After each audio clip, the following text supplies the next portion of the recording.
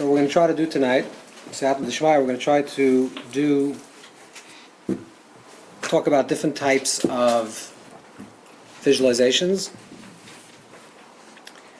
And we're going to see that there's actually three types, and what's the objective of them. But there are basically three types of visualizations. One we'll call creative, one is imagery, and one is awareness. And these are just random words, but we'll just explain what they mean. The first one is creative visualization, which means that you are creating in your mind's eye a certain visualization for a certain purpose. So you have a certain purpose and you create a certain imagery on your own. You use your own power of imagination, and we'll see soon how this works, to create a particular image. The second form of these types of visualizations is that you actually use already an image that exists in existence. You're using an image, you're actually looking at an object, and you're using that as a focal point, as a stepping point for the meditation. Maybe we can bring some more chairs in the back or something. Okay. And the third one is awareness meditation, which the idea is that you're not actually creating this visual, but the visual actually exists already.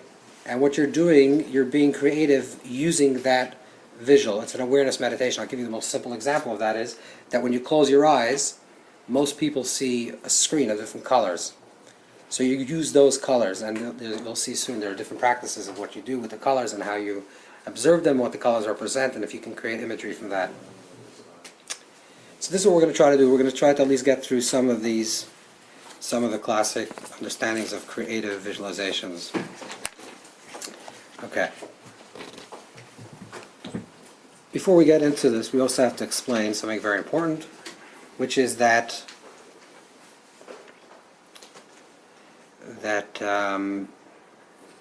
there's a basic tension in our own existence between things that occur to us on a subliminal and a superconscious level versus things that occur to us on a conscious level. So for example, let's say a person is struggling with their own self-esteem, and they read a good book about how you're supposed to have a healthy self-esteem, and they understand it makes perfect sense logically, and it doesn't help. The information they know, and they can explain you exactly why it's healthy to have a healthy self-esteem, but it doesn't really work. Or I'll give you a more simple example. A person is struggling with anger, and they went to a few anger management sessions, and they read the book on anger. They know that to flare up in anger is the wrong thing to do, and yet when they're faced with a certain challenge, the first response is anger. And the reason why there's this dichotomy is basically because there are two parts of ourself. There's one is the conscious being that we recognize, and we'll say that's me and you, that we're having this conversation. And that conscious self makes choices. But most times our choices, especially when they're coming in a reactive place, is not coming from our conscious self. We're not choosing to be angry. We're not choosing to be angry. There's certain mindsets that are deeply ingrained into our superconscious, not subconscious, in its subterranean levels of self. And because of that, we react in certain ways. And all that goes on a deeper level is something that we have to learn how to master it, or somehow to harness it in a positive way, that our instincts, so we're not trying to only change the superficial self, which is on the level of action. So I say you do this or you don't do this, but how do you train yourself in a way that your instincts become different? That if you're struggling with self-esteem, that your instincts, your natural instincts is to have healthy self-esteem, and your natural instincts is to be still and not flare up in anger. So how do we get to that deeper level of your subconscious? So basically, there are different paths, but we're going to use imagery as one example. There's a continuous tension and dichotomy between what we necessarily understand and what we observe, and not observe on a conscious level, but on a subliminal level. So let's say we're bombarded with certain imagery. Let's say you're seeing the news, or you're walking down the street, and you're affected by these certain imagery, and you're not even conscious that you're taking in this information. and then later a certain situation comes up, you'll react based on the imagery that already was affected, what you had when you experienced much before, or some, let's say, an image of self. Let's say you're a kid and your parents had, I don't want to blame your parents, but let's say your parents had a bad image of who you were, and they constantly told you that you're no good, you're good for nothing, and you actually believed yourself to be good for nothing. Slowly that image of self is who you think you are, and then when you're an adult, sometimes this comes out, and therefore it shows up as an unhealthy self-esteem. So one of the paths to undo this is to use positive imagery. Now the value of positive imagery is twofold. I'm sorry for just getting straight into the topic and then tell you a few jokes and a few things. It's a lot to talk about. I don't even know if we're going to have enough time to get through these pages. So pretend that I told you all the jokes and the stories and everything. That's the joke. Okay. So let's move forward. So the idea is that we're going to try to figure out a way how to get to the deeper parts of ourself. And one of the paths is going to be through using imagery. Now there's something very important to understand, that there's a difference between, let's say a person has a negative image, and they supplement it with a positive image. So the effect is actually twofold. First of all, if the image of, let's say we're talking about the image of yourself, is that you view yourself in a negative way, and you supplement and you exchange that image with a different image, two things happen. First of all, the mere fact that you're exchanging one image for another image is already healthy, because the image that you're exchanging for is a chosen image. You choose that particular image. The other point is that if you choose something positive, then you're creating positive imagery in the place of the negative. So that's the mere fact that you're choosing to think a particular thought is already a healthy thing.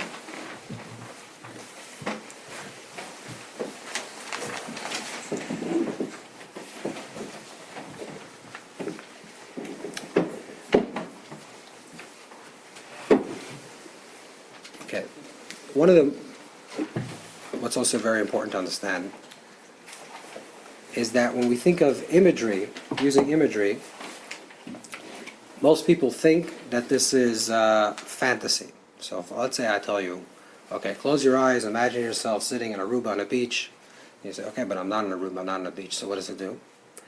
Okay, so we have to understand something also important, which is going to be the difference between fantasy and imagination. And I'll explain you this at a Kabbalistic level, but it's very important to understand the difference. So in the teachings of the Arizal, of Isaac Luria, he talks about 4 levels of self.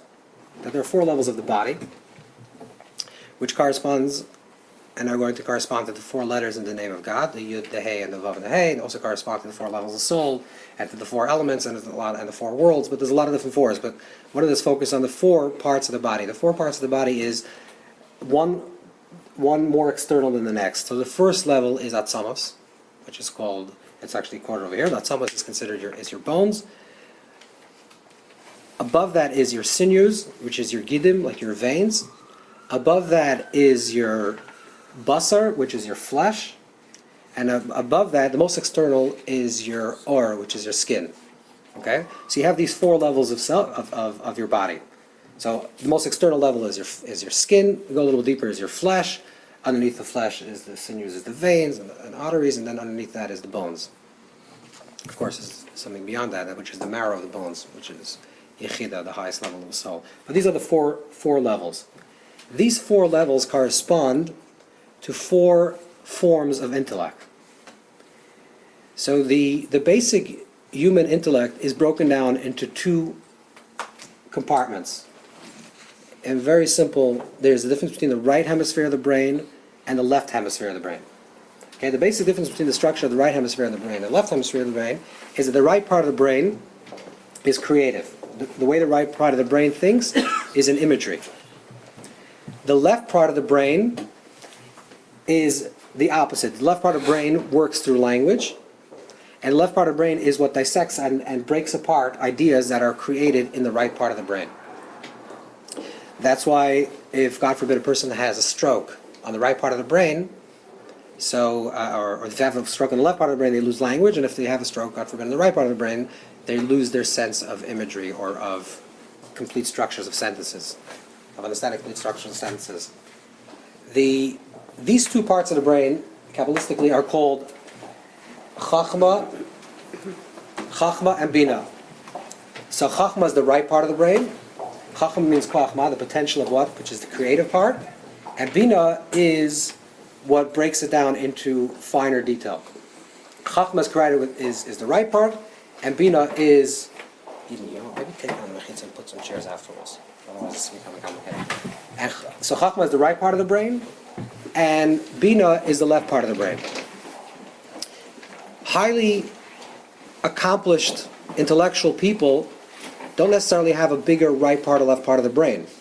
What they actually have is that the neurons that connect the right part of the brain and the left part of the brain is much stronger than an average person. Let's say, for example, in the dissected Einstein's brain, his brain is not bigger than the average man, but the neurons that connect the right part of the brain and the left part of the brain is stronger.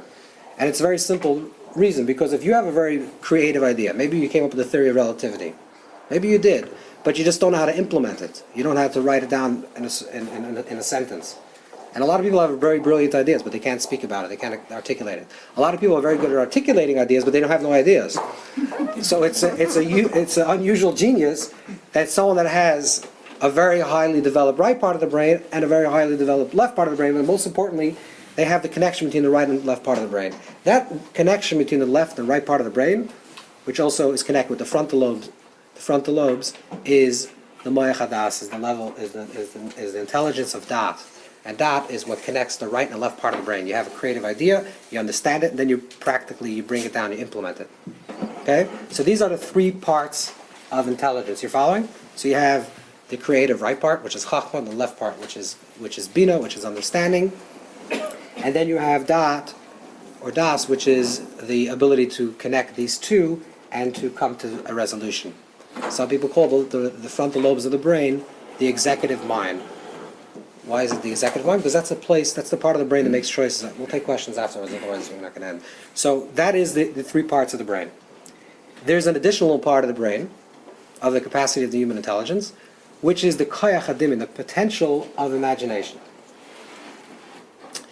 So these four parts of intelligence, which is chachma, bina, das, and dimyon, okay, which is creativity, or wisdom, understanding, knowledge, and imagination, correspond to the four parts of the body. So you have the atzamos, which is the inner part of the body, which we say is the bones, corresponds to the moyach hachachma, to the mind of intellect, of creativity, of wisdom. And the gidim, the second part, which is the sinews, correspond to bina. The third part, which is basar, which is meat, corresponds to dat. And the fourth part, which is or skin, corresponds to dimyon. Okay, so now we have to understand what the difference is. If a person has a dimyon, a person is, let's say, has an assessment of their life, and they want to imagine something completely different in their lives. So they read a manual about creative visualizations, and they imagine themselves in a completely different life, in a completely different reality.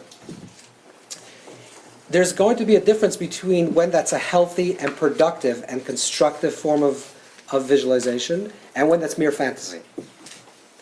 If what you're thinking about, if what a person thinks about is, if the skin is on the flesh, which is on the sinews, which is on the bone, which means when it's a reflection from the internal to the external, then it's healthy imagination. But when it comes from the outside in, it's an unhealthy imagination, and that's fantasy. So the difference between a positive visual or a positive imagination versus something that's mere fantasy is whether it's from the inside out or from the outside in. So if you're walking down the street and you see a billboard that's advertising happiness, and the happiness involves usually certain imagery which we don't know talk about, but whatever a beer commercial has, and you think this is the epiphany of this is what happiness is, who created that image for you? You didn't create the image, right? The image was externally imposed upon you. And then you think about yourself, you say, how come my life is not happy? Because I don't have anything that exists in the beer commercial. So who chose the thought? Who chose the visual? It was chosen for you. It was externally imposed, which means that it came from the outside in. Then it's actually only skin deep. Right? What does it mean it's skin deep? Because there's no flesh behind it, and there's no sinews, and there's no meat behind it. But if it works in the other direction, which means you have a good intuition of what you want your life to look like, and you also understand the capabilities of who you are. Okay, let's say if you're a 6'10", 400-pound sumo wrestler, you're not going to think you want to become a ballet dancer. Maybe it's not realistic, and maybe it is. Maybe I don't know. I'm just assuming. Probably it's not. But if you have a good understanding of who you are, what's your chachma? What does my intuition tell me who I should be? What is my bina? What do I understand myself to be? How do I can implement these things in my life? And then based on that, you have a certain understanding of what you want your life to be and how you want your life to be lived. And then you create this visualization, this imagination of what I can actually create.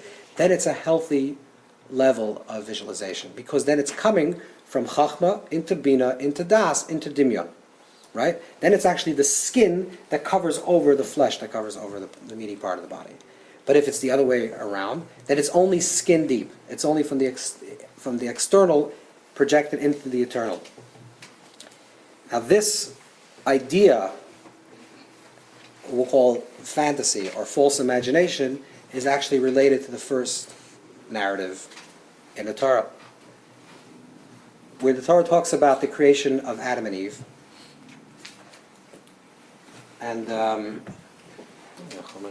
think the Torah talks about the creation. That's not a chumash. The Torah talks about the creation of Adam and Eve, and it talks about a snake. Right? You're familiar with the story. There's a snake in the Garden of Eden that tempts Eve to eat, Chava to eat from the garden, from the tree of knowledge. Now the snake, the way the Torah describes the snake is V'nachash haya arum, that the snake was arum. Arum literally means naked, and it also means sly. So this sly nakedness, what is the sly nakedness? The snake represents a consciousness of fantasy. Because what does the snake tell Adam and Eve? It says that the day that you eat from the tree of knowledge, you become all powerful. And that's the reason why Hashem told you not to eat from the tree, because Hashem doesn't want you to become powerful. So the snake represents, by definition, because it's a snake, and it's outside, the voice that Adam and Eve listen to is not their internal voice. Their internal voice says, do not eat from the tree of knowledge. But they hear an external voice that tempts them with these grandiose visions of who they will become if they eat from the tree of knowledge. That is an externally imposed fantasy. And that's why the nachash is arum. So the way the Torah describes it as the nachash is arum is that the nachash only has skin. Right? And this is what actually happens to Adam and Eve, that their skin becomes damaged. Their skin, before they were undressed, and if you're familiar a little with the story, before they're walking around with no clothes. And when I say they, I don't mean they, people that lived many years back. It actually means us. These are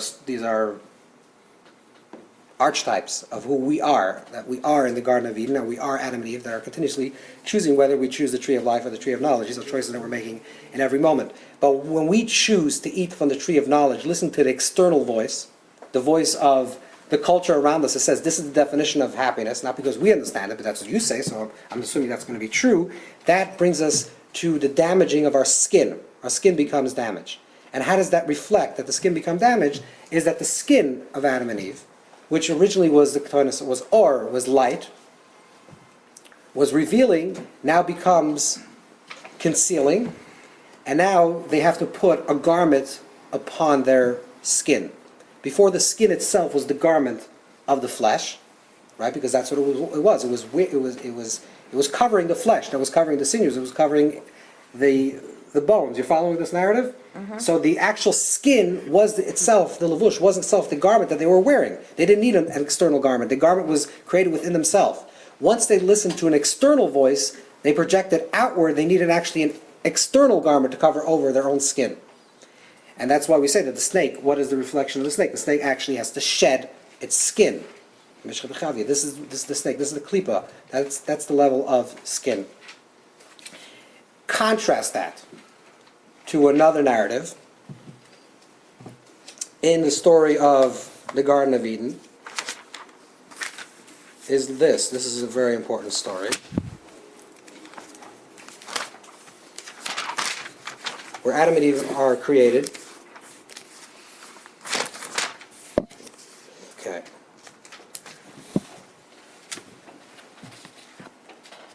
By the way, we're on the left column where it says sources.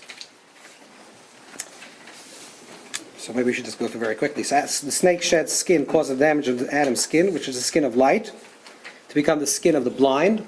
So instead of an aleph, which is or, which is light, it becomes or with an eye, which is iver, which is it's blind. And the demon is the skin, which is the fourth level of intellect. So the four levels is deep, is the bones, which is chachma, which is wisdom, sinew, which is bina, is understanding, flesh, which is das, which is awareness, and skin is demon, is imagination. If you don't have any, if it's not clear to you, you can ask questions soon. But this is the basic structure. I just want to make sure you understand what we're trying to do. What we're trying to understand is what is really a positive imagery. When I close my eyes and I want to create myself a new reality for myself, am I just having fantasies and it's not going to have any effect, or am I actually creating positive imagery that actually will have an effect on me? So we have to make sure that we understand what we're doing. If we're just playing games with fantasy, and then it's just another fantasy, or we're actually creating something that's real. And again, we have to know if it's skin that's covering over the flesh, that's covering over the bones, that's covering over the sinews. Let me give you maybe a more simple example from this in the story of the creation of Adam and Eve. I'm not sure how many of you are familiar with the story, but let me just go very quickly what happens in the story, the creation of Adam and Eve. And again, we're going to understand that the creation of Adam and Eve is actually our creation, our story. So in the narrative, there's a difference between chapter 1 and chapter 2 in the creation story. In chapter 1 of the creation story, the Creator creates Zachar v'Nekeva bara otam. Male and female, He created them. And He created this being of male and female. He created them b'tzalmenu kudmutzenu, created in the divine image and the divine likeness. Okay, so this creation of Adam and Eve in the first story of creation is one being. What does it mean that it's one being? And it's actually, we call it Adam, which we'll assume is male, but it's not a male. The best way to imagine this is a being that has one side male and one side female. Okay, obviously this is not on a literal sense, but this is what this being represents. Someone that includes both male and female. And that's the first story in the Torah. The Torah actually says that, right? Zachar v'Nekeva bara otam, male and female, He created them. Then there's chapter 2 narrative in Genesis, which seems to contradict the first story. In chapter 1, Adam and Eve are created simultaneously. Zachar v'Nekeva bara otam.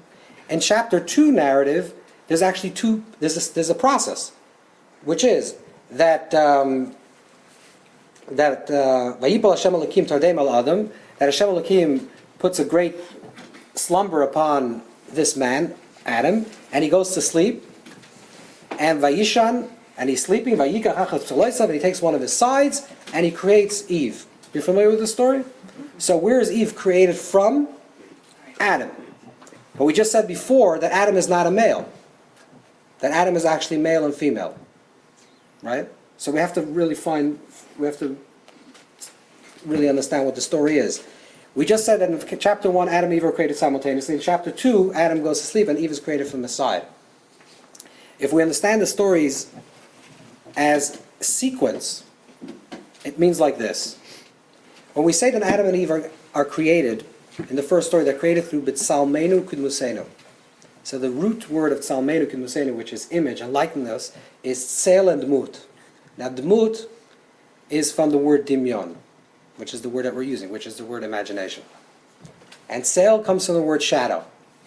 So man, male and female, are created through the divine imagination, through the divine shadow.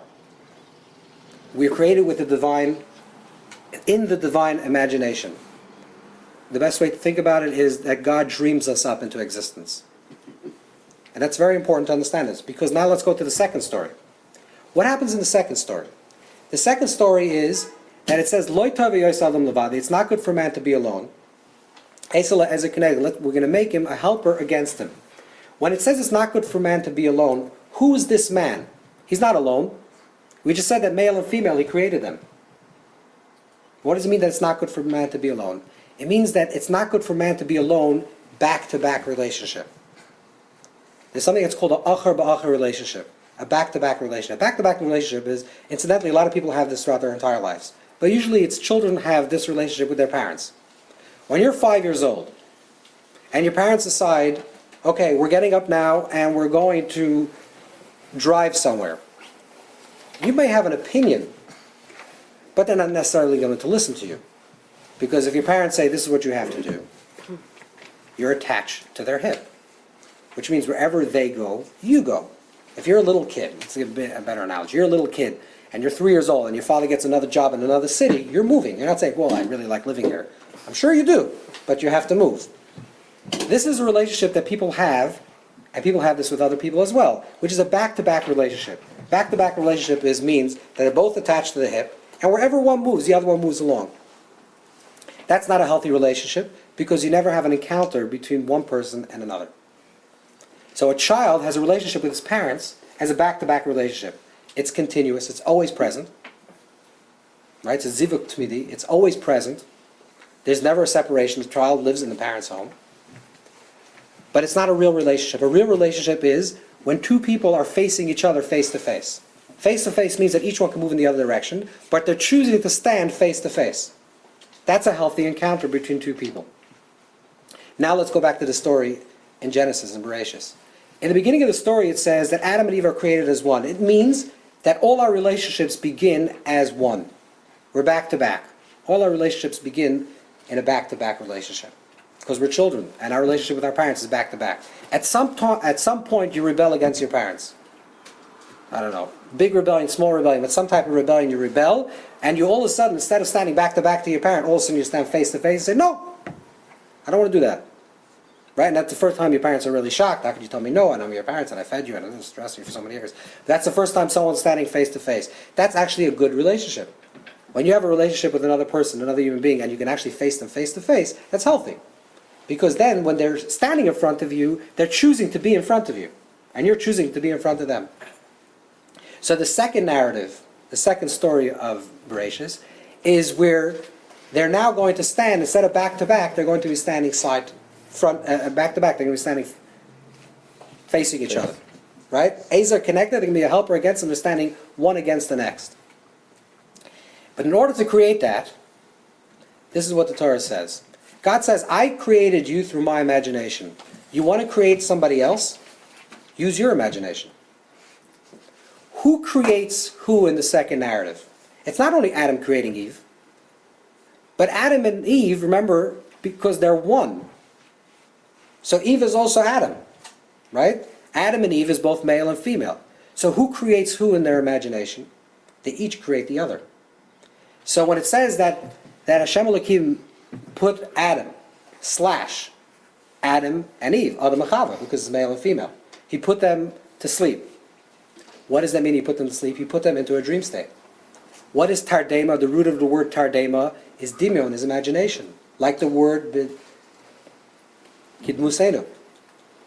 What is the word salotav? What is the root words of the word salotav, which is side, is tzel, is bitzalmenu, is shadow. So Hashem is saying, telling Adam and Eve, you want to have a relationship with another? If you really want to have a relationship with another, to stand face to face with the other person, you have to create in your imagination the other person first. Some people say, it's very hard for me to find the shit out. It's very hard for me to find the right person. I'm looking. Listen, I have a lot of sympathy for that. But I'm just saying, part of the problem is that you first have to create the possibility, really create the space for the possibility for another person to be. If it means going to sleep and imagining of the possibility of living your life with another person, that will open you up the possibility to find the other person. So long as you, in your imagination and your dreams, you're always dreaming of yourself as an individual person, that's the reality that you're going to have. And if you're going to have a relationship with another person, it's going to be back to back, which is an I and it relationship, or whatever you want to call it. If you really want to have an I and thou, a really deep relationship with another person, you have to go to that, to create bitardema bitzaloisav. You have to go to create through the dimyon, through the tzel. You have to go through that same process of creating. And this is all creativity. Anytime we want to create something else, we have to go into that place and first create the possibility for that other thing. We can't bring something into our life if we don't create the space first in our life. If we can't imagine the possibility of that space before it's created. We just read in the Zohar a few weeks ago a similar idea. We didn't write here, but the Zohar says, Isha ketazriya v'yolda zachar. The Torah speaks about a woman that becomes pregnant, conceives, and gives birth. But the problem with this verse is that it says Isha kisazriya, which means a woman that conceives, v'yolda, and gives birth. But it never says, and she becomes pregnant. It should say Isha kisazriya, a woman that conceives, v'hara, and she becomes pregnant, v'yolda, and then she gives birth. What does it mean Isha kisazriya, v'yolda, that a woman that conceives and gives birth? So the Zohar said that this type of birth is the birth before the actual pregnancy. A woman conceives, gives birth to the possibility that she's going to have a child, then she conceives, becomes pregnant, has a child. This is the mega narrative, or the meta narrative. This is the narrative before. In order for you to conceive, and this is we're talking about a practical thing, but it's anything in life. If you want to conceive and birth a new idea in your life, you first have to birth the idea in your imagination, and then you can actually birth it in actuality. Right? And this is the power of your thought. Your thought creates the possibility, you create the space within yourself, in your imagination, the possibility of that other, or that birthing of that new, whatever you wish to create for the new, and then you can actually go ahead and create it. You conceive, you give birth, and then you conceive and become pregnant with the idea and give birth. And this is the process of creation. So all forms of creation, that's what the Torah is saying. It's created in dream. He goes to sleep. Adam has to go to sleep. It's literal not, but it means that he's going to sleep. It's created through his tardema and his dimyon and his tzalosav and his tzel and his imagination and his shadow. It's created. The other is created in that state. And this is going to be. We have to make sure this is going to be when we're talking about a healthy creation. A healthy creation of a new reality is when it comes from the inside, right? That you create it based on a proper assessment of who you are. You have a good understanding of what your reality is, a good chachma, a good bina, a good da'at, and then your dimyon fills out and fleshes or whatever, becomes the skin of that idea. And then it's healthy, and then that skin is light. This is what we have to achieve, if anything, if we ever want to achieve something. And this is the importance of this idea. But to create this idea, when we talk about creating this idea in the mind, I'm going to say there's another two important ingredients here. First of all, detail. It's very important to have actually as much detail as possible. Okay? I don't want to. There's a lot of other parts of this whole story. We're trying to just focus on one thing. Of course, you need to pray, and you have to there's other things, but we're just talking about just the visualization aspect. So one is the idea of detail, and the second thing is that if it's very hard for you to visualize, you want to say, okay, so I would like this thing to happen in my life, and I will go into the ayin, and I pray, and I open myself with the possibility, and I create this visualization, and this is what I understand through a proper assessment of who I am. This is the skin that's on top of the flesh, on top of the sinews. This is what I want to create for myself. So you have a lot of detail, and there's another very important part. You close your eyes, you try to visualize this, and it doesn't come. Okay, so that's very important to understand. When we talk about visualization, even though most times we're actually talking about a real visual, visualization doesn't necessarily mean only a visual. We have other senses. So if something doesn't come to our head, something doesn't come to our mind on a visual level, it can come to us on a sensory level, or through hearing, through smelling. You smell the new reality for yourself. You hear about the new reality for yourself. You're following? You have to actually join all your capabilities, because sometimes you're gonna try to create it and all you see is a blank screen. And you say, okay, I'm trying to create this visualization. I'm trying to create something for someone. Nothing's really happening. So try to use your other capacities and whatever it is to bring it into the practice. Okay, that's that. Now what we're going to try to do is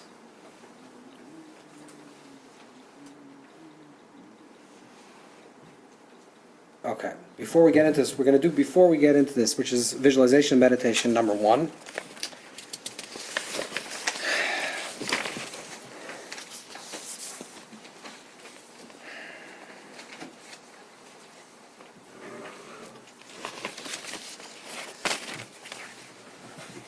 So this is going to be a classic form of visualization, and then we're going to actually do the practice. I want to understand what this practice is. But I think what I want to do now is do a very simple visualization. Okay? So that's what we're going to do. I'm going to guide you. It's going to be a very simple meditation. I just wanted to give you a little bit of taste, and then we'll try to go a little deeper.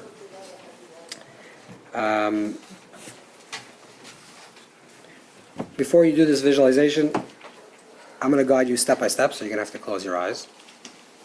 You're going to have to trust that no one's going to bother you.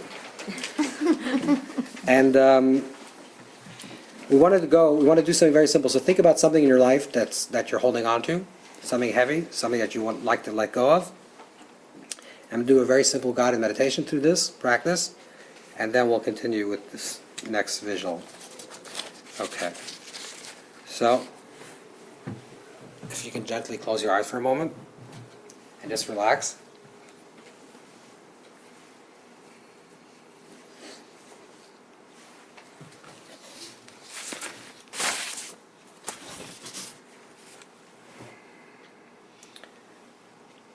Just as you're sitting, just let go of any of the noise, any of the chaos. Just simply be, just relax, just be gentle.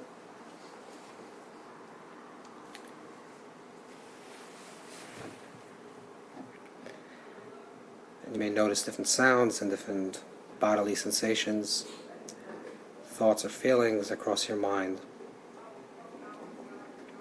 As you're sensing everything, don't try to manipulate it, just let it go.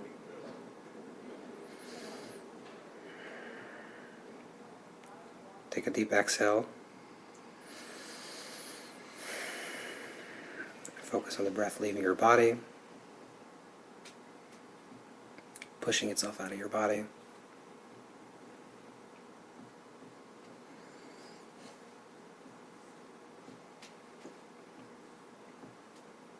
Now visualize yourself standing in front of a large wall. It stretches all the way up in both directions, as far as you can see, horizontally and vertically. You're very close to this wall and there's nothing to go, there's nowhere to go. But you notice that underneath, at the bottom of the wall, there's a small little door.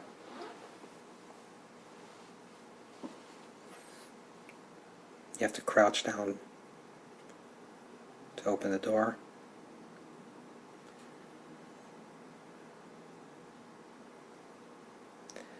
You open the door, and you're squeezing through this passageway. And as you're squeezing yourself through the door, everything that you wish to let go and is attached is shedding. And you're letting go of things physically and emotionally. You push yourself out through this door. You enter into a new space. It's very expansive, open. There's a lot of light. You feel completely refreshed and renewed. Imagine yourself wearing different clothes, hearing your new name or name being called. You feel completely renewed, open and full of possibility.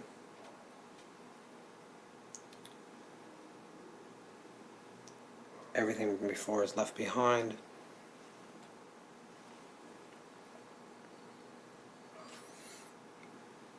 Just take everything in.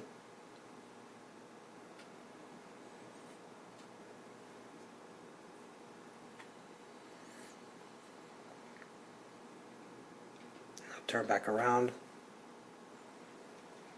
You're facing the wall again. Now you open the door again, and now you could slide through the passageway. Now you feel lighter and transformed, refreshed and renewed.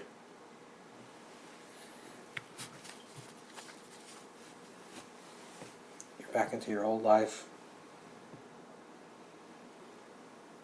but with a fresh perspective and a renewal.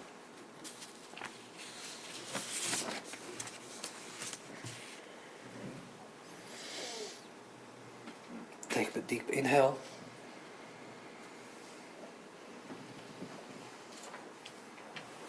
And open your eyes.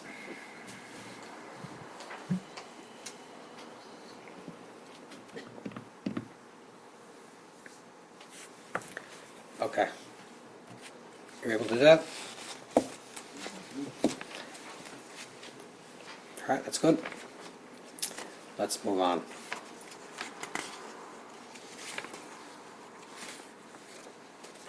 It's deathly quiet, so I'm not sure why. Everything's okay?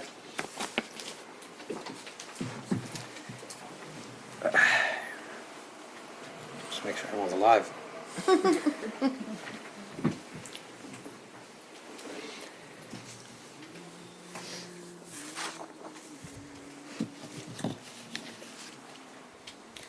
Okay, we're going to try to do a few actual practices. I don't know if we'll have time for a few of them, but just at least one or two. The first one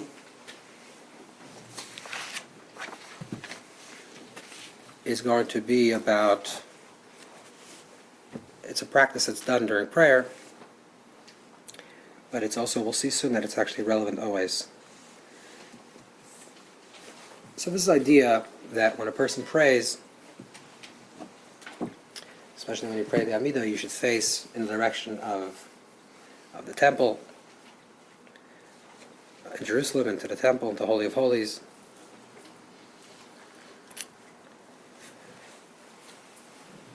Now there's sources, classic Kabbalistic sources, which speak about that when a person wants to enter into a higher state, a deeper state of consciousness, so they should visualize themselves entering into the Holy of Holies in the temple, in the Beis Hamikdash. So for most people, this doesn't really mean anything. What does it mean to be in the Holy of Holies of the temple? So we're trying to make a little bit, try to understand this a little bit.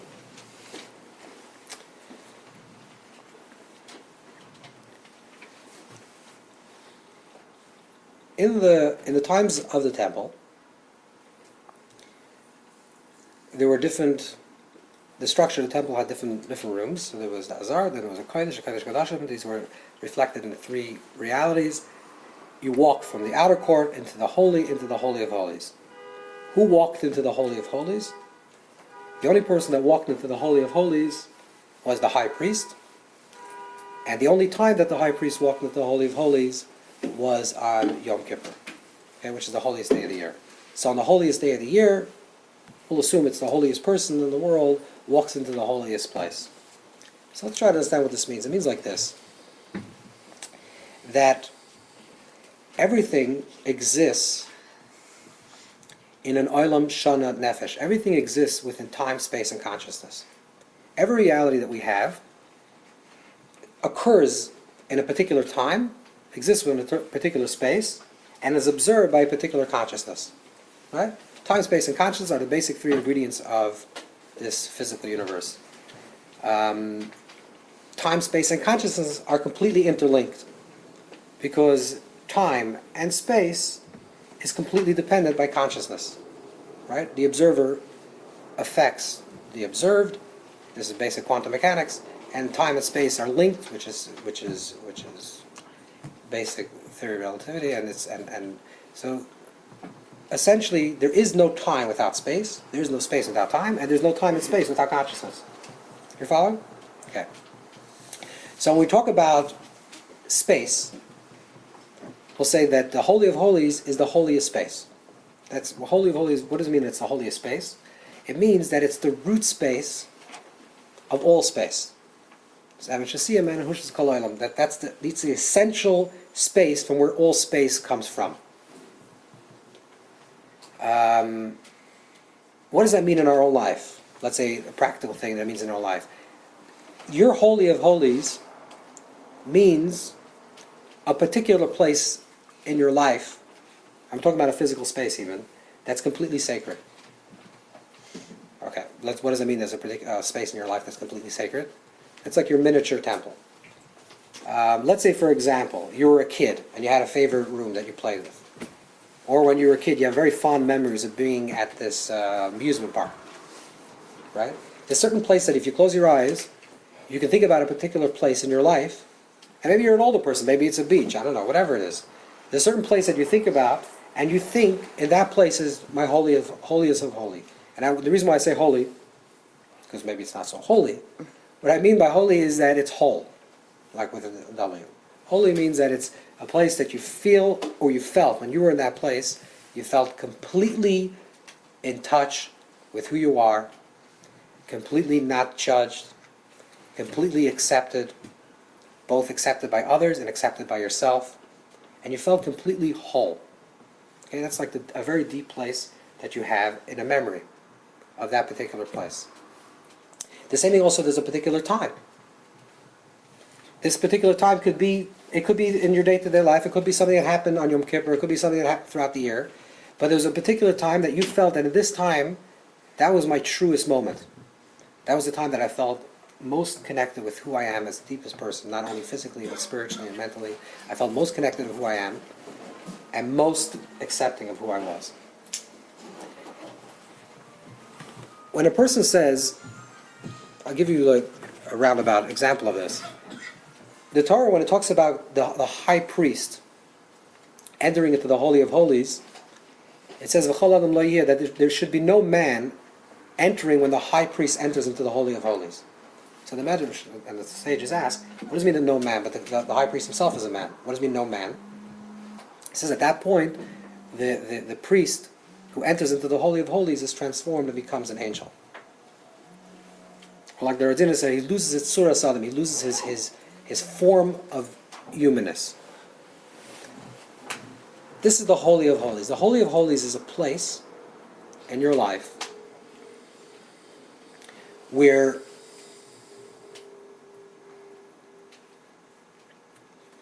let's try to phrase it a little different. When you say no one's present, when you're present with when you're present with yourself, is there someone present with you? It's a very complicated question. But when you're sitting alone in a room, is there someone else in the room with you? And I would say that actually it really depends how you're feeling. If there's some level of inner dichotomy within yourself, then when you're sitting alone with yourself, there's somebody that's judging you. Okay, let's make this very practical. You ever sit alone in your house and there's a little voice that says, what are you doing with yourself? You don't have to answer the question. If there's that voice that comes up and asks you that question, that means that you're not alone with yourself beyond yourself. You're alone with yourself, but there's still a little critic that's observing you. When it says that the high priest enters into a place that he's alone with himself and there's no one else there, it means that there's no one else of himself there. He's so fully there that only he is there. Following? Mm-hmm. Okay, this is actually a space that exists within all of us. Maybe it's going to be hard for you to find that space.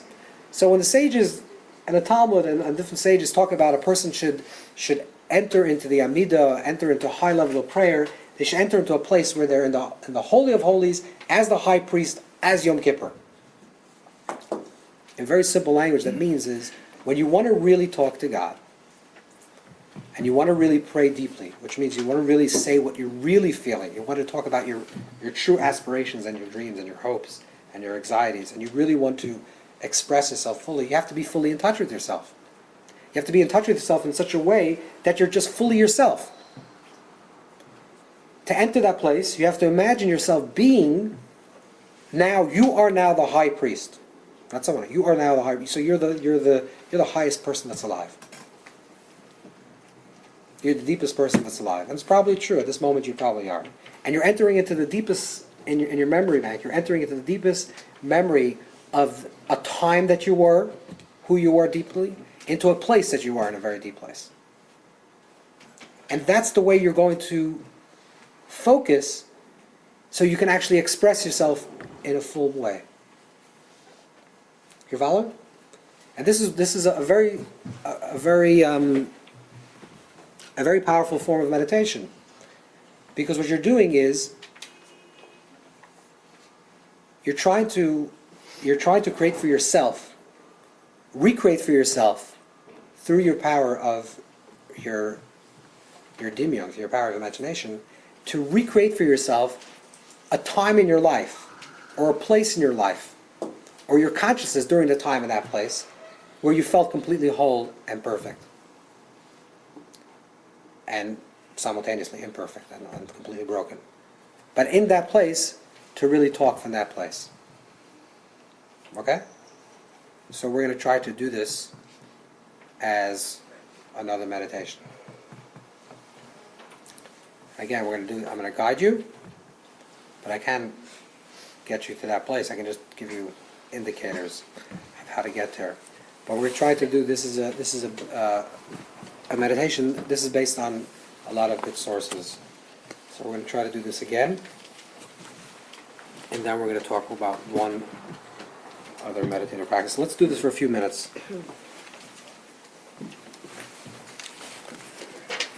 I just want to say before we do this that these are just samplings. These are not, I'm just giving you samples of examples of, we talk about 3 forms of visualization. This is all part of the creative ones, right? We didn't yet get to actually using imagery and actually using awareness. And Jeff, to what time do we have till we go to questions and answers? 9:15. 9:15. Oh, 9:15 till questions and answers? It is. Yeah, okay, fine. Yeah. All right. Okay. So let's do this. If you could, again, gently close your eyes.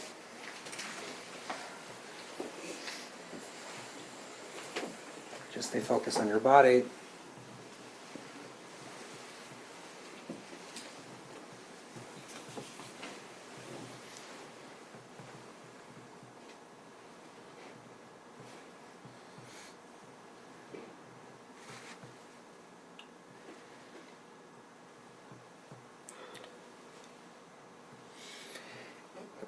Take a deep exhale.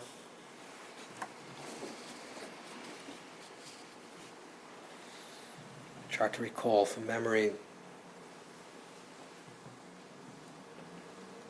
a certain image of yourself in a particular place during a particular time. It doesn't have to be in the far past. It can be even something that happened today or yesterday or a year ago.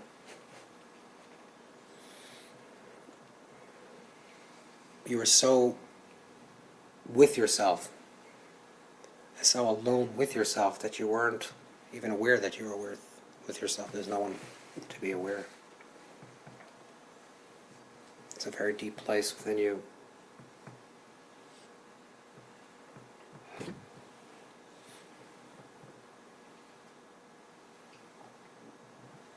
It's a very internal place.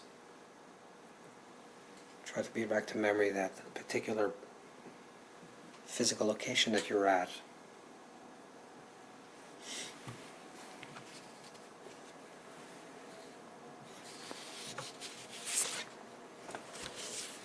And that time that you were existing in. The consciousness that you had at that moment.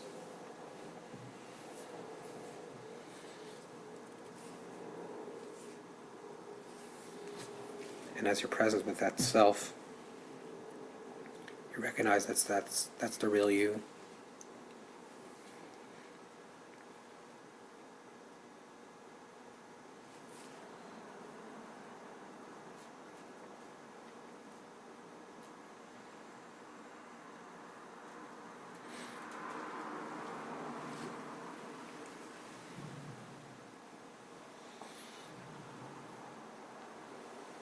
Feel yourself alone and not judged, just alone with the Creator, with Hashem. It's very peaceful, sense of transcendence. It's quiet, it's in the inner chamber. There's no distractions. The Medrash says that even angels don't enter. There's nothing there, it's very quiet.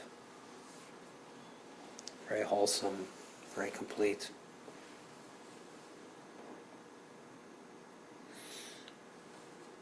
This is who you are on a deep level. You strip away and you peel away all the externalities. And all the beingness and doingness and all the busyness.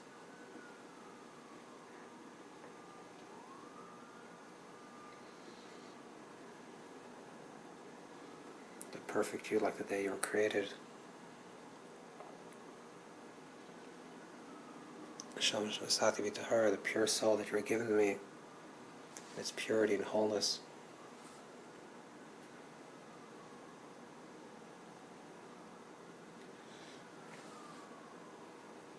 Sometimes to get to that place is like peeling an onion. It's painful and you tear up, but as you peel layer by layer, you get deeper and deeper. You peel away all the hurt and the resentment and anxieties. Your perfect soul.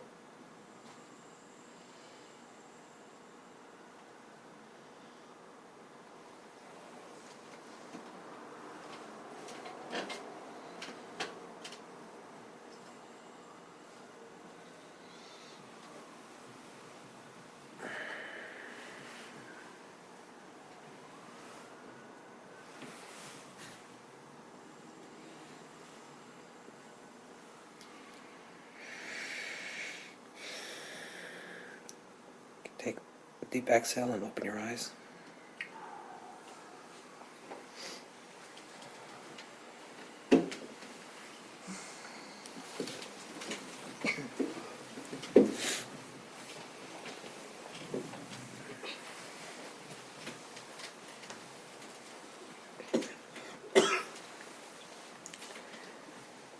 Okay.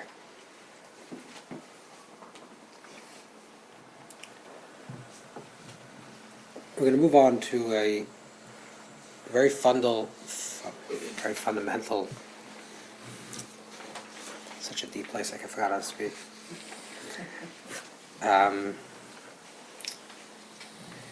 Very fundamental practice, which is called, in Hebrew it's called Ispashtu Tagashmiut, or Ispashtu Tagashmius, divestment of the material. We're going to see how this practice works. We'll read a little inside because there's a lot of quotes here.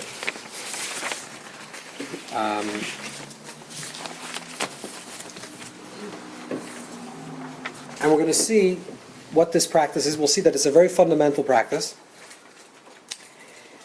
And the intention is to be able to let go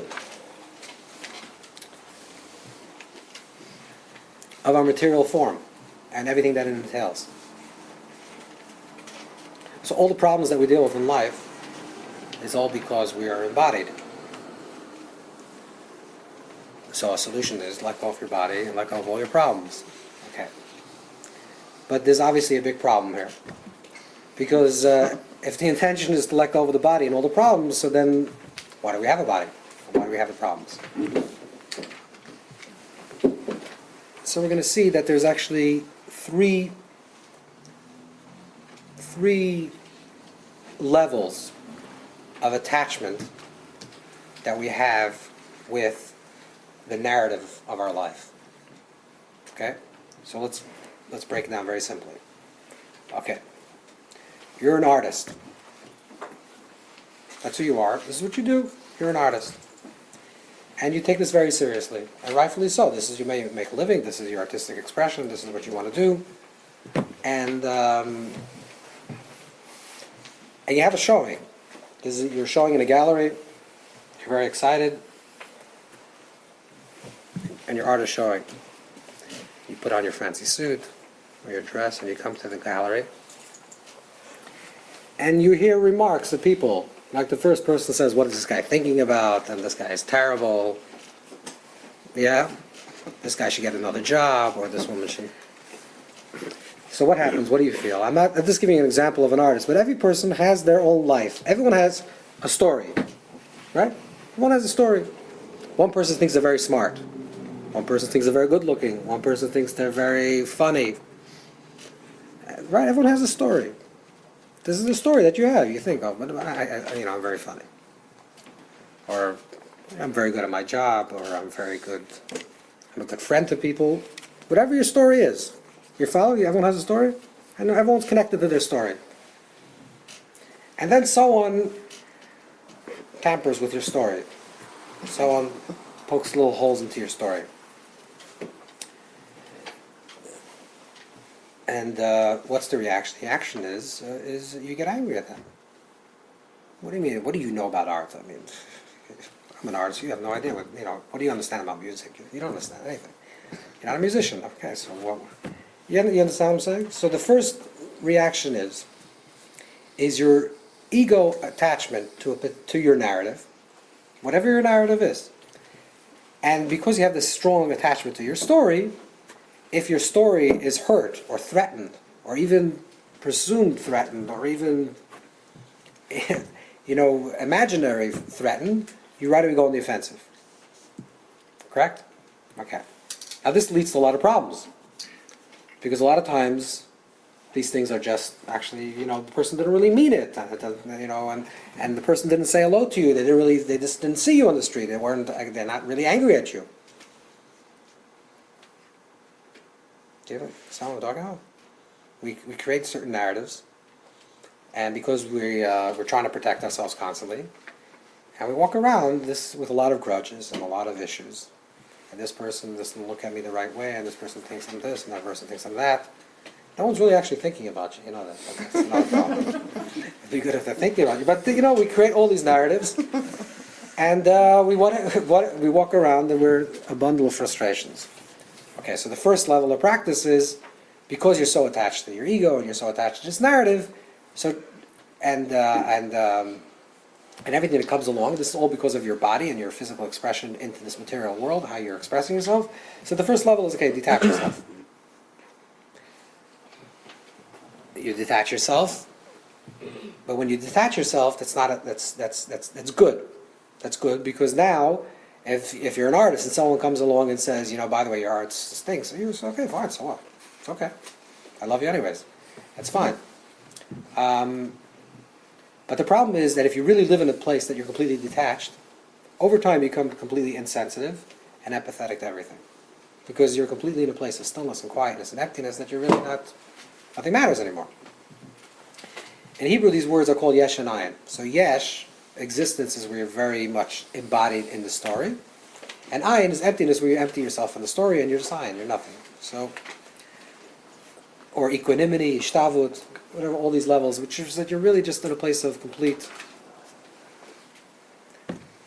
equal setting and nothing really matters, but then you eventually become insensitive and apathetic.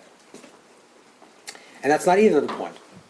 How do we know that's not the point? Because you're a body and you have emotions and you have expressions, and the fullness of yourself is to be fully who you are. Fully who you are is actually to embrace everything that you are.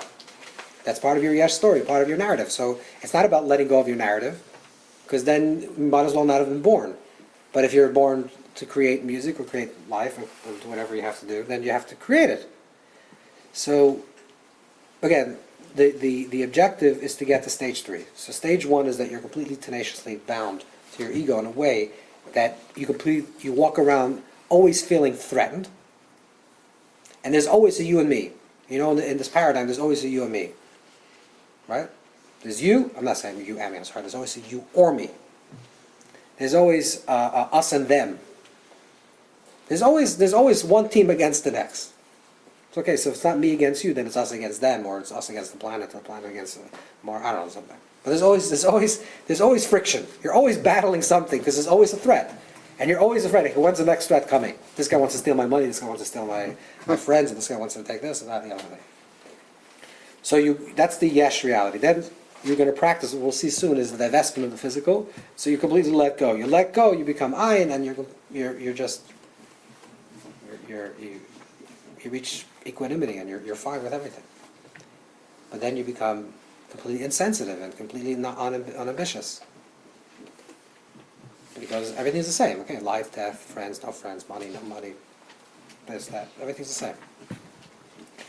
So the higher level is to reach the third stage.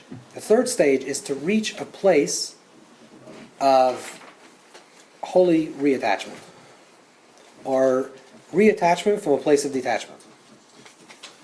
That you reach stage 3 through stage 1. That you reconnect, but through stage 2. The simple example that I give, because this is something that happens a lot in my own life. Not that I cook, if you know that I know. But my wife likes to cook. And imagine, okay, she spends a lot of time cooking this particular dish. She gets a lot of energy, she spends a lot of time. To me, the food on mishtavos, to me it doesn't really matter. But okay, whatever, the dish is sitting there. And then one of my kids come, and for no apparent reason, I'm sure there's some logic in this, take a bottle of water and just pour it over the steak. I don't know. Why? I don't know. Something. There's some reason for that. There's some logic. Now, if you're very much attached to this dish that was just created for you, you get really upset at the kid, and let's say it was an accident. Let's say it was a real accident. The kid was not thinking, and then they spilled their water. So what is holy? What are the 3 levels over here? The first level is that I really want this food. I really love this food, and I'm really enjoying this food. And it's a mitzvah. You make a blessing, and it's all kedusha and tahara. You make a blessing, and it's holy, right? And I love this food. Second level is that I don't care. You can feed me, cereal and milk, or you can feed me gourmet food. Man, it doesn't matter to me. The third level is, no, I actually do enjoy this particular food. This particular food, and maybe there's, we want to go spiritually. There's a connection between me and Rav Nachman talks about a person has connection between tastes. So you have your soul elevation comes from this particular taste. The Jerusalem Talmud says that eventually a person is going to give a judgment for every single food that they saw and didn't eat, because you have to make a blessing. Okay, so there's spiritual reason that I want this particular food, not over the other one. But then someone spills something on it, so I was going to enjoy it, and now I'm letting go. It's fine. You understand? So my relationship to this thing is that I would like to have it, but I'm not so bound to this that if it doesn't happen, like my life is distraught. Like if you wake up in the morning and you don't have coffee, it's okay. It's okay, I understand. You want to have coffee in the morning. Maybe you do, maybe you don't. Some people do, some people don't. But let's say this is what your routine is. You wake up in the morning and after my dining, okay, so you said you want your coffee. Okay, there's no coffee. For some reason the kid pulled out the plug and there's no hot water. It's fine. It's fine. You understand? So this is the level of 3. But how do you get to that level? You have to first, the fundamental practice is you have to start by learning to be able to disassociate yourself, your awareness, your consciousness from your body. So we're going to read 3 teachings in translation. The first one is from Reb Chaim Vital. Reb Chaim Vital is the primary student of the Arizal. And this is not from the Ari, it's actually not even from himself. This is a collection that he put together from different Kabbalistic teachings. Reb Chaim Vital, we talked about Reb Chaim Vital on Shabbos. So this is Reb Chaim Vital also on the same track after he met Ari, and he's adding different things. So he talks about different things, different practices. So let's read. It's on the right column on the bottom. to Shari Kedusha, the gates of holiness, from Chaim Vital. The person, this is writing in the 1500s in Tzfat, Sabat, Israel, or maybe over here already in Damascus. And a person himself needs to isolate his thoughts until his extreme, and divest his body from his soul, until he does not feel as if he's within the material at all. Rather, he's only spirit. So you have to completely learn how to divest yourself. We're going to talk some what that means. And the more that he divests from the material, the more awareness will increase. And he senses the sound and movement that distract his thoughts. And if he senses the sounds and movement that distract his thoughts, or if he voluntarily brings up material under the thoughts, immediately his spiritual thought will cease to cleave to the above. Which means that all of a sudden you're trying to divest yourself, and all of a sudden you're starting to think about, what you had for breakfast. Boom, you're back down again. And he will not attain anything, because high holiness does not rest upon a man who cleaves to material, even the hair breadth. The point is that even though the person is inwardly worthy for the Holy Spirit, Ruach HaKodesh, to rest upon him, he is not accustomed himself to completely divest from the Spirit from his body. His Spirit will not rest upon him. Meaning he's saying that if a person even is worthy spiritually, you've worked on yourself, and you've come to some type of spiritual madrega, some spiritual level, if you don't know how to divest yourself from the material, you're not going to be able to do anything, because any small thought, you're back. It's like, the kid throws the water into the food, and all of a sudden you're back to being angry. And this is actually a very sadly a common practice with even people that have some type of spiritual experiences in life. The Baal Shem Tov actually talks about this also, that after prayer you have to make sure that you don't become angry at other people. And this seems to be a contradiction. What, you just prayed and you just had a deep experience, and what does it have to do with anger? Because if you're really honest, sometimes when a person has any type of experience that's a little outer worldly, something that's deeper, they become upset at small things, because how could you busy your life? It's just nonsense. Right? I'm not saying that it's consciously, but all of a sudden you see something, you say, that's what you're really worried about, these silly things? And then you become angry at the other person. But the whole intention was that you should become a more compassionate person, an opener person. So there's a danger that if you reach some type of spiritual plateau and you haven't worked on yourself to divest yourself in a healthy way, that any small trigger that will trigger your attachment to the material will actually cause you to have a spiritual downfall. Are you following? Do you know what I'm talking about? Okay, so this is very important. So that's why it's important to actually learn how to practice this. We're going to do this as a meditation, but if you really attune to it, you can just snap into it in one moment, and then you get back into it. Okay, so then there's another source that he talks on the left column, again the left column, further on he writes, and he closes the eyes, the rest of the material, imagine that the soul left the body, and he's floating above in the sky. Okay, and then he outlines a detailed meditative practice which involves repeating a particular text over and over again, and eventually entering a trance state of automatic speaking or a semi-state. And he writes that if you follow the outline of the practice and nothing happened, either because you're not worthy, because you haven't refined it, or because you were not able to properly divest yourself from the material. So even if you're going to do very deep spiritual practices, that if you don't know how to do this, nothing's going to work. Okay. Let's look at the right column. And the right column, the entire column is basically a quote from the Maggid of Mezrich and from the Baal Shem Tov. So this is in the beginning of the 1700s. Okay, I'm going to read it, and then we're going to try to make sense what this means. Okay, so a person has to go from level to level when he wants to rise upwards. And first he needs to think about rising to the first level of Rakia, which is atmosphere, or the sky cap, or heaven, which the journey itself takes about 500 years. That's what the Talmud says, but it doesn't mean this literally. And with this in mind, he should broaden the sky cap in all directions, so it does not appear narrow and small, rather expands in all directions. Okay, so he's entering into a meditative state, but he's not shrinking his focus, but it's expanding his focus. And he stands there. He needs to again think that he needs to rise even higher, then even higher. But he cannot rise instantaneously in one movement, reaching all seven heavens. Rather, he needs to move from one heaven to the next. When he comes to the first sky cap heaven, he needs to see two things clearly. A, that he does not fall down, and B, that he's continuously moving upwards. Since he is literally in his thoughts, in the first sky cap, the first heaven, he can therefore progress to the next sky until he rises to the world of angels, Yitzira, and then into the world of throne, which is Bria. And then he'll be able to the world of Atzilus, which is unity. There he should cleave his mind to the Creator. When he begins the inward journey, he shall envision the image of a man, an image of wild dogs, representing the Klippa that exists in the world of Asiya, needs to be strong and not be afraid. Okay, this is a quote. Okay, what this means is like this.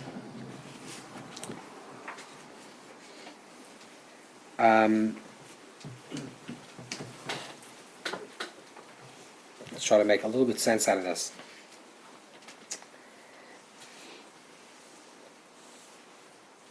The idea is to learn to detach your awareness from your body. Okay, but your awareness is in your body constantly, and you feel your body, you have the sensation of your body. So how do you actually detach? So the practice is going to be that you're going to travel in your mind through your awareness into outer space. I don't mean outer space, but into the vast cosmos. The higher you get, and the more expansive the expanse looks, the bigger it looks, the smaller you become. Very, very simple example. Okay, if you're having a conversation with me right now, I see you 6 feet. If I stand a little bit further from you, you look 4 feet. I stand on the top of the roof, you look 2 feet. I go on a plane, you look like smaller, smaller, smaller, right? So how big are you actually? It's just a matter of perception, right? From the perspective that I'm seeing you right now, from this, this level-eyed view, then you're 6 feet. But if I move in any other direction, all of a sudden you start changing dimensions. So if we could, the same thing also with ourselves. Okay, let's say you're 5'5", whatever your height is. This is your body, okay? You perceive yourself to be in this dimension. The more you're going to detach your consciousness from your body, the more detached you become, so the further you're looking at your body, the more your body shrinks. The more you enter into the vastness, into the cosmos, right? If you imagine yourself swimming between Mars and Jupiter, in the infinite expanse of the cosmos, you're not even a speck, right? So the further you are, and into the bigger space that you exist, the smaller actually you become. Okay, now ultimately, which is going to be very complicated. Ultimately, you're going to have to let go of all awareness, which is going to be called the level of Atzilut, where you're no longer aware of a self being aware. So your awareness also drops. But you can't actually force that. You can't tell yourself to stop thinking about self. You can only get to a place where you reach the most minuscule form of awareness, that your awareness slowly drops. Now, I'm not saying you're going to be able to do this in a 5-minute setting on a Thursday night class or a Wednesday night class. But the idea is just to get a glimpse of what we're trying to achieve. When we talk about Atzilut, you're talking about a complete drop of self-awareness. But when we're talking about Yetzirah and Bria, these are inner worlds, we're actually talking about there's still awarenesses. So Asiya, there's 4 universes. Asiya is the physical. Physical is when you sense the physical body and all that the material body has, which is your narrative, your story. In the world of Yetzirah, you're sensing only your emotional self.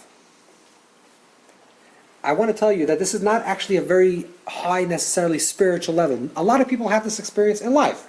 Okay, a very simple example. There's music playing. Let's say you enjoy music. Or you're a musician, and you're listening to music. And the next thing you know, you're dancing. But you weren't aware that you got up to dance. That's because you're now in an emotional universe and your body has less pull. If you're very conscious of your body sitting on this chair and music goes on and you're looking at yourself, you're not going to get up and dance, guaranteed. But if you go and you become completely involved in music and you drop your awareness of the body, the next thing you know, you can actually be dancing. And someone could shake you, and then you become aware, like, wait a second, I'm actually dancing. Okay, so what this means is that you lose yourself in something that's emotional. The same also with emotions. You can have a very strong, overwhelming sense of love, or fear even, that you completely lose your sense of your body. People on extreme situations, if a person is with a lot of, people do things that physically they're incapable of doing under normal situations, right? People have lifted cars, God forbid, in situations where demanded. But then you can never repeat that action, because if you're aware of your body, you can't do that. So there's certain times that you drop your form. It's like different images of who you are. Like we say, the different pictures of who you're seeing yourself. I'm looking at you, you're 6 feet. I'm looking at you from here, it's another perspective. The same thing also with ourselves. From one perspective, we're the physical form, and that's where I'm interacting with you, and that's my body.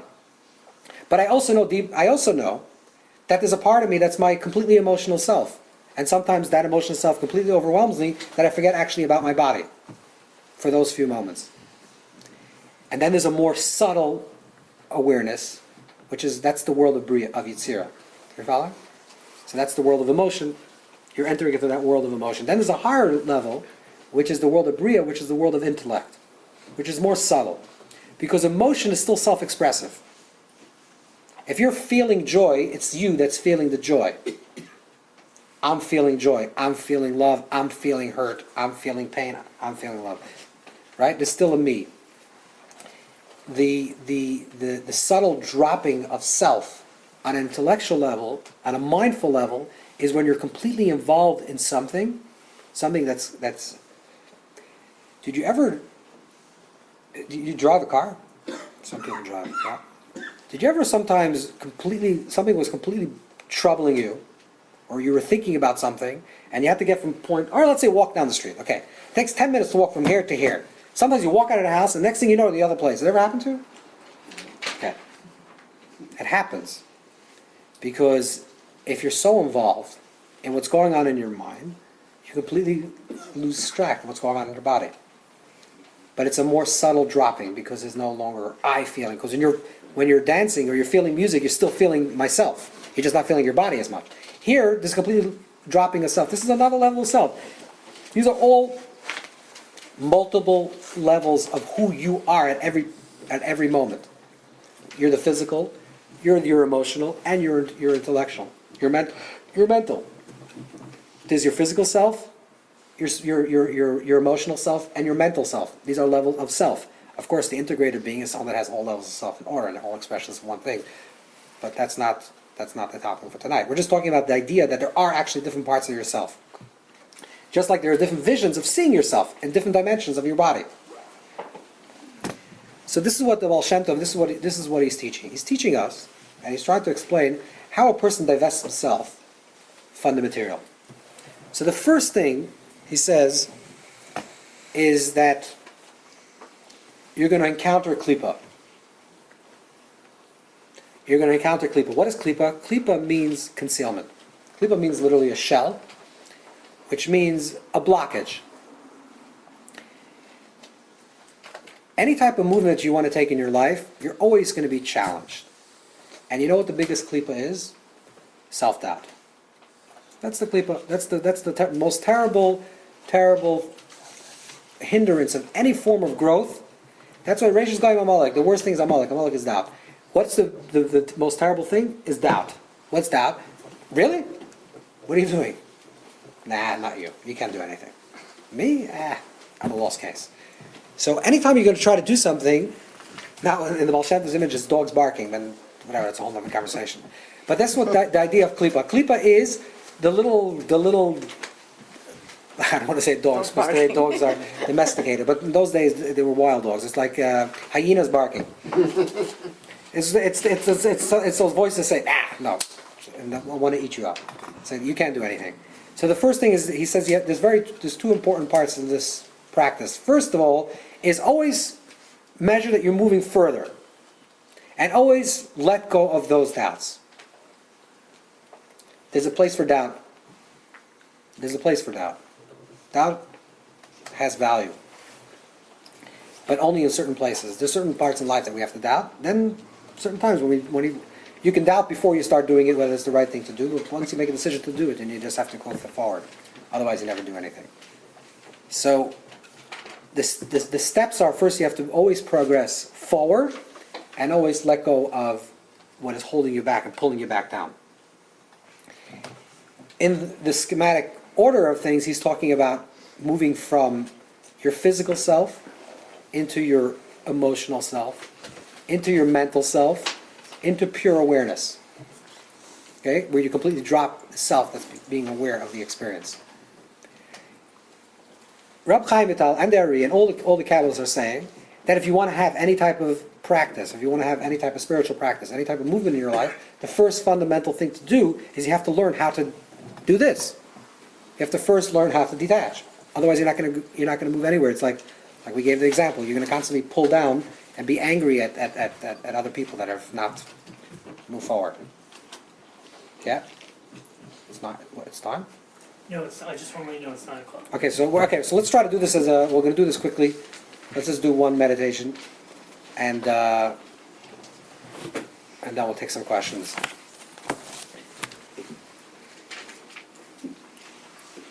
Just to be very clear, we're going to do this in 5 minutes, but it really takes a lifetime. But it's just a sampling of what we have to achieve to attain any type of real spiritual development. And the idea is we're going to become very much aware on the body, because you have to start with the body. Become very much aware about the story that's connected to your body, whatever that story is. And slowly, this is just a sample, what we're going to try to do is we'll try to bring our awareness a little bit above the head, then a little bit above that, and slowly allow our awareness to watch the body from a bird's eye view, and slowly move into empty space, or into the further and the lighter and the more expansive it becomes, the smaller we become, so the less detached we'll experience it. Okay? It's clear? Mm-hmm. All right. So we do the same thing. If you can just close your eyes for a moment.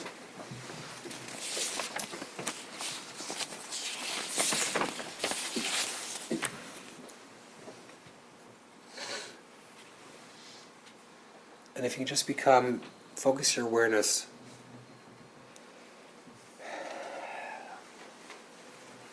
on your toes that are touching the ground, touching the floor. I feel them pressing down on the floor.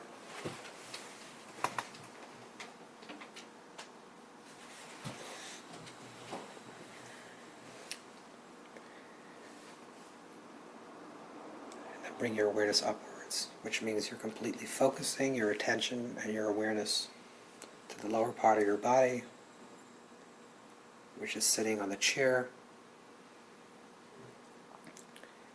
and you feel yourself pressing against the chair, and your awareness is like an airy existence that's floating upwards, and now you're completely focused your awareness on your torso, on your shoulders, then up your neck, your mouth, around the nose and your eyes, slowly hovering on your forehead and the crown on top of your head.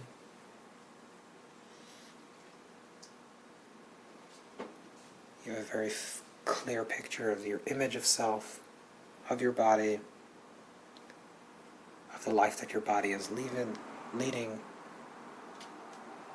of your narrative, of your yes, your existence.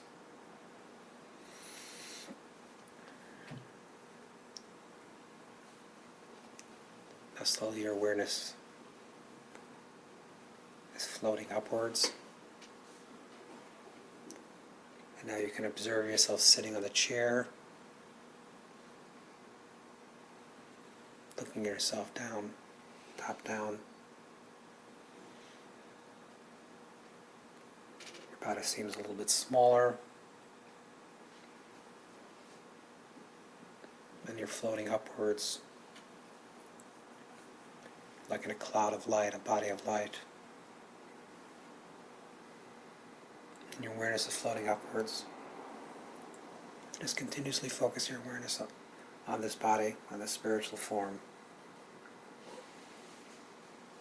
If your mind wanders, let it wander, then go back to this.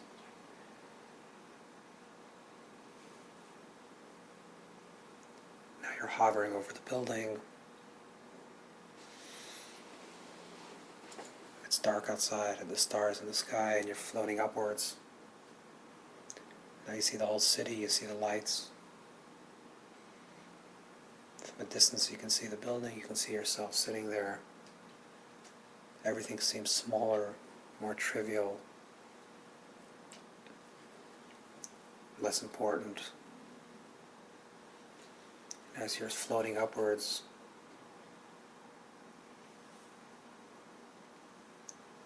all this tenacious bond to everything that you are so connected with is being dropped and being shed.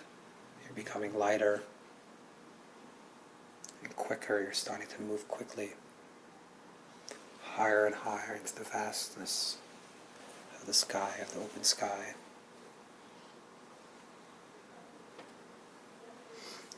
Now from your mind's view you can see the entire globe. Everything seems so small from this perspective. And everything seems so large and so vast, everything around you, the stars, so brilliant. And there's an infinite expanse into all directions.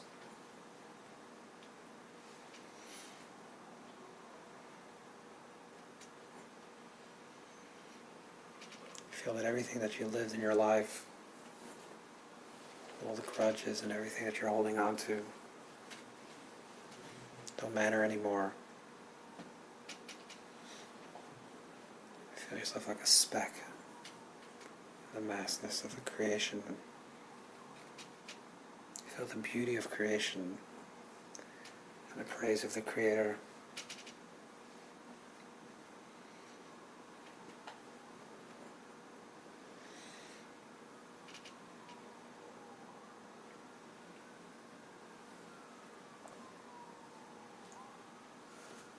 As you're floating upwards,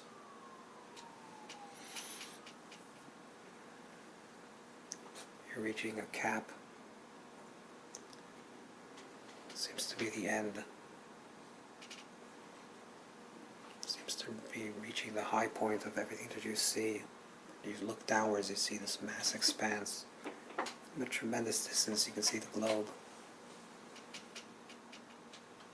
Then you break open this nightcap. It's like a door, a passageway. And everything is so much more brilliant here. It's so much more vast. You can hear the sounds of the stars and the cosmos, the constellations singing praise. It's an infinite symphony. It's pure beauty.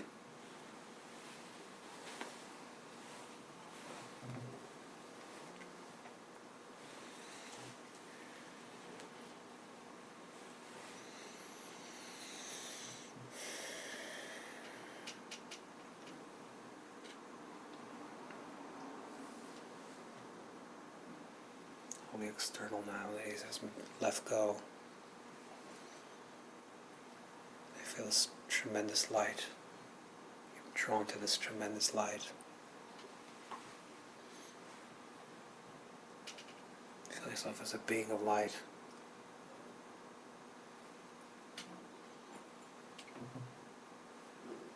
As you reach this point, this recognition that the light is moving downwards, and that your awareness has to go all the way down, travel all the way back down through the nightcap, into the vast sky. You're like a beam of light, traveling all the way back down into this earth, all the way back down into your body.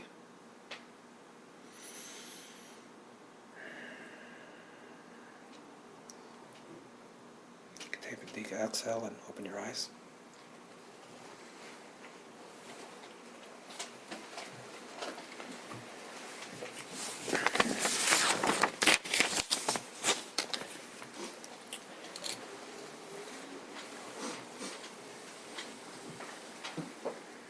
Okay. So, we're going to open it up to questions. And you can't be scared. That's questions. Yeah? If there's no questions, it's not a good sign. I have a question. Yeah?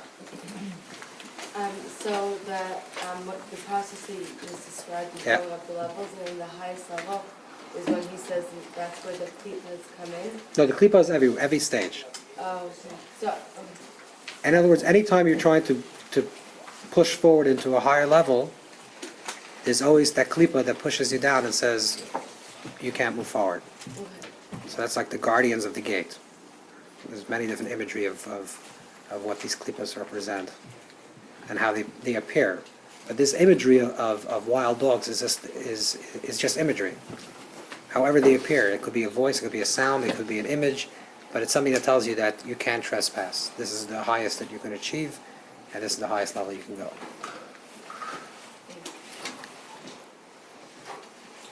Yeah. Jeff, do we have any questions from online, or? I'm asking, I haven't gotten any yet. All right. Okay, I have a question. Yeah. Okay, so when you talk about visualization, Yeah. and you're saying, there is the fantasy, and then there's the real, Right. the real yourself, your true self, Yeah. your soul, your flesh, Yeah. everything that is Right. a part of you. So,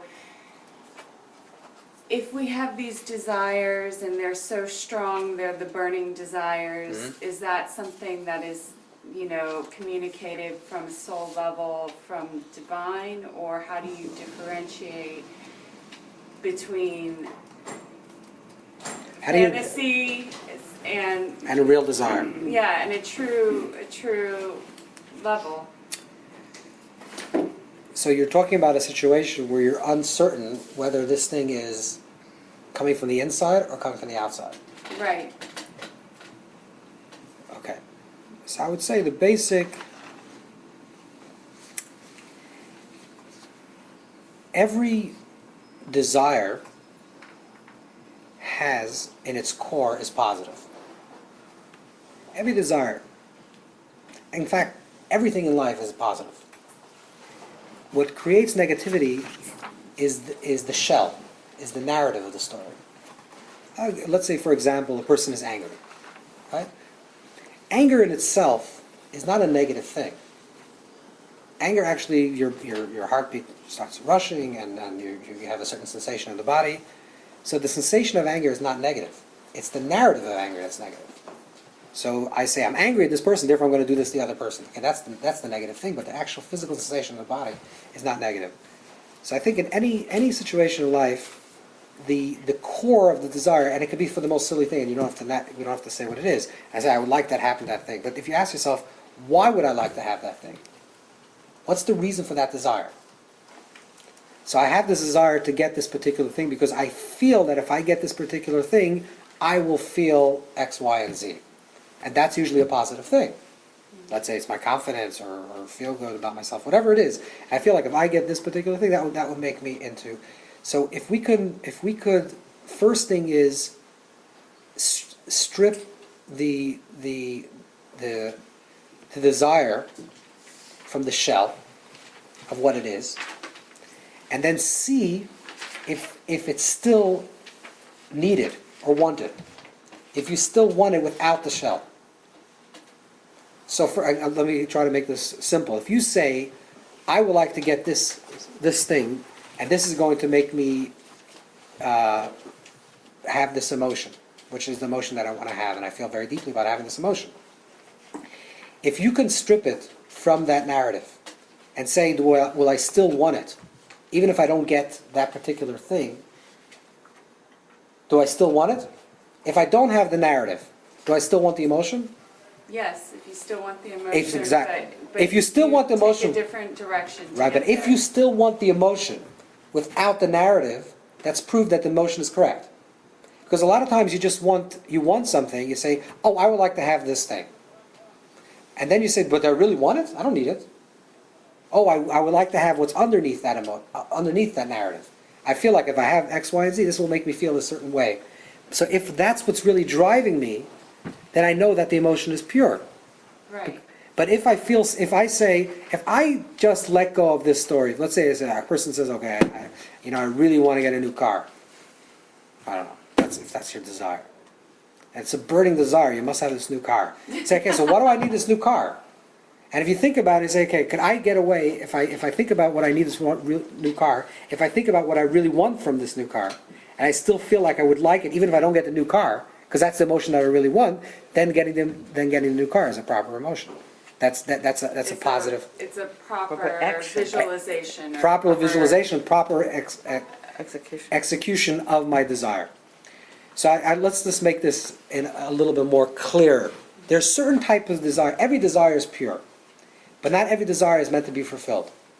Sometimes a desire is fulfilled. It's the whole idea about releasing sparks, of elevating sparks, which means that you have a connection to this particular thing. Sometimes we release the sparks of something through involvement, and sometimes we release the sparks through disengagement. That's the difference between a positive mitzvah and a negative, right? Something we say, this is a positive thing, we should do this. That's how we're releasing the sparks of this particular food or whatever we're doing through engagement. And sometimes I'm releasing the sparks precisely by not doing it. But I'm going to get the same Through nourishment resistance. through resistance. But I get the exact same nourishment.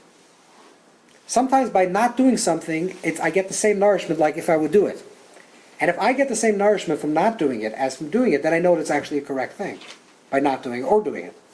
You're following? Mm-hmm. So you have to really, I mean, I can't say it's an easy practice, but you have to really try to do that.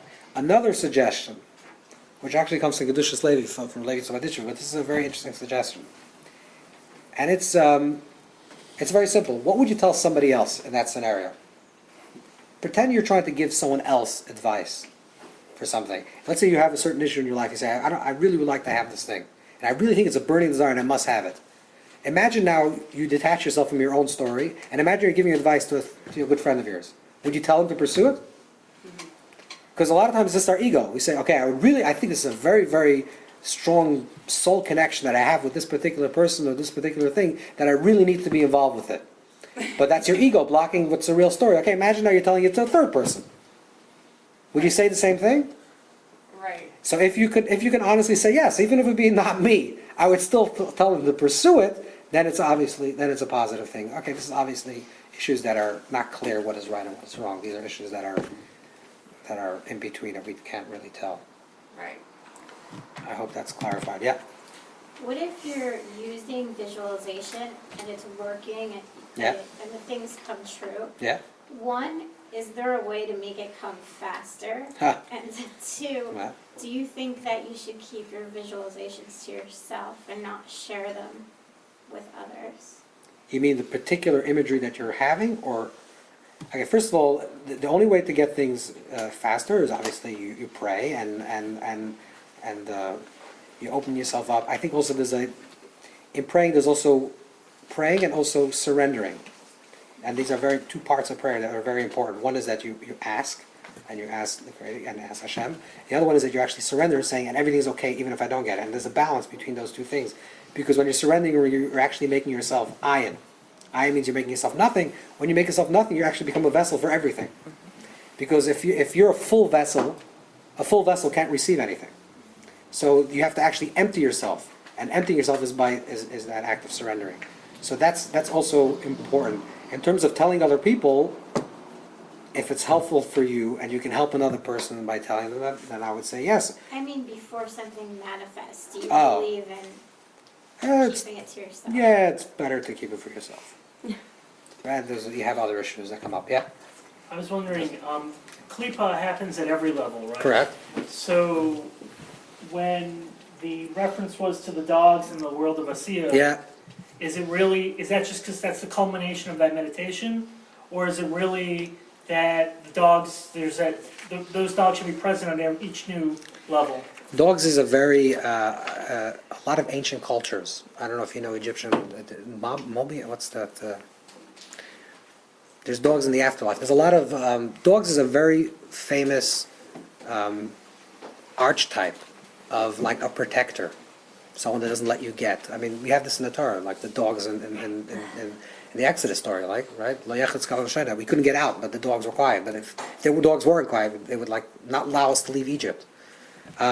This idea of dogs, these are metaphors. These are visualizations. They're manifestations of uncertainties and of klipa that appear to us as in our visualization as a dog, but they're not actually. It's not particularly to that species. So, in Aramaic, this is a very funny thing. But you know that dogs bark in different languages. Yeah. No, it's a very funny thing. But you know, in America, how do we chant it? Ruff, ruff, right? But in other cultures, they have completely different sounds. You know that? Yeah. Like, you know that? Every country, dogs bark differently. For some bizarre reason. Of course, it's not real. But actually, like the Hungarians chant dog bark is completely strange. It's like, but if you tell an Hungarian that Americans say ruff, ruff, they don't understand. It's not dog bark. You ever heard of dog bark? It doesn't say ruff, ruff. It doesn't say hav, hav. It doesn't say hoo, hoo. It doesn't say, right? It has its own particular sound. But in every language, there's another way that dogs bark. In Aramaic, the dogs bark. They say hav, hav. Okay? In Aramaic. Aramaic is the language of the Zohar. So the Zohar, the word hav, hav. I don't know, somehow it sounds bad. But the word have in Aramaic also means give. Gimme, gimme, gimme. Which represents the ego. So that's why the dog is saying have. It's like the Kani Kalvin the Tzvachim. It's like these dogs that bark that say gimme, gimme, gimme. It's like the ego. And this is why the dog becomes like an image. But in America, the dogs say bark differently. They'll have to use.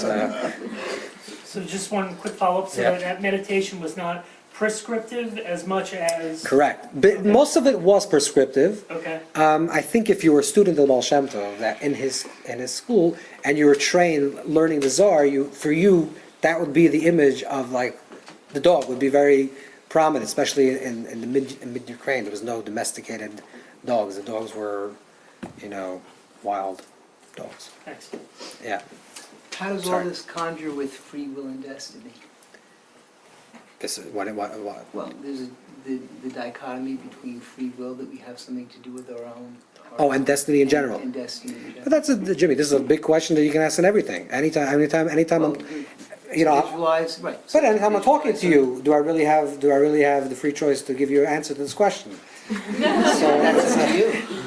Or it's not. Maybe it's destiny. That's right. Okay, so you're asking a big question, which is it demands a whole other conversation, Okay. which is really how these two things work. On the one hand, we say there's free will. Well, because there are going to be limitations to what we can achieve with visualizations based on whether or not we're. So wait a second. No. That's another point. That's another point. The point that you're saying that there's going to be limitations to what we can visualize is that's going to be the difference whether it's a real visualization or a fantasy. See, because a fantasy is something that it doesn't come from assessment of who we are. Well, maybe our assessment is incorrect.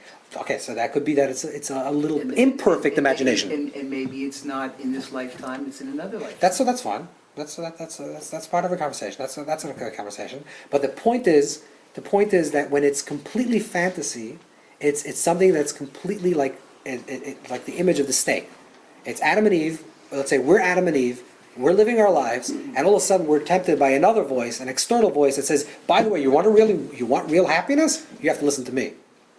Then we know that's the world of fantasy. Everything that's projected in words, where you say it's complete awareness, and